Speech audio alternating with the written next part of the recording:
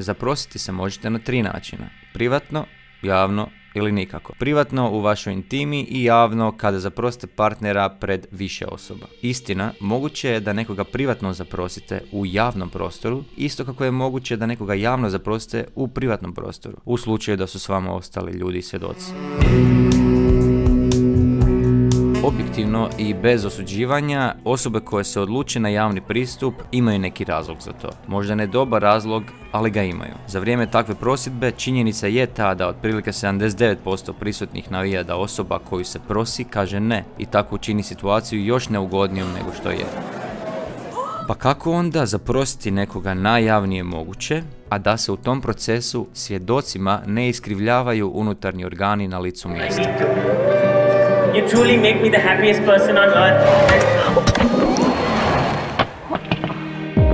Sve što morate je, za početak, otvoriti obrt ili tvrtku ili firmu, poduzeće, kako god vi to zvali. Danas vas to košta manje od 3 pice na Hvaru. Prije nego što to otvorite, dobro ćete razmisliti o tome kako ćete ga nazvati. Za cijelu ovu ideju to je možda i najključnija stvar. Nakon toga je sve prelagano. Googlate Google My Business da poduzeće prijavite na Google Maps. Preko osobnog maila odete na Get on Google. Upišite ime poduzeća, dodate ga, ispunite obrazac prijave i nakon toga slijedi proces verifikacije. Dakle, minimum truda i posvećenosti vremena je neminovan.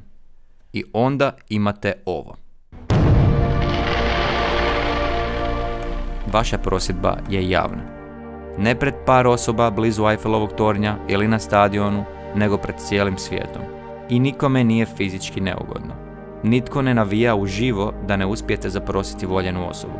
Svi su negdje drugdje, a javno je. Na vama je još samo da tog krucijalnog dana navedete partnera da gleda s vama Google Maps i shvati da je zaruka upućena njoj.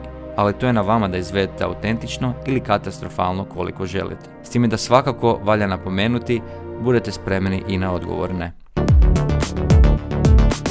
Sad imate poduzeće, bilancu i troškove jer ste htjeli biti romantični i javni.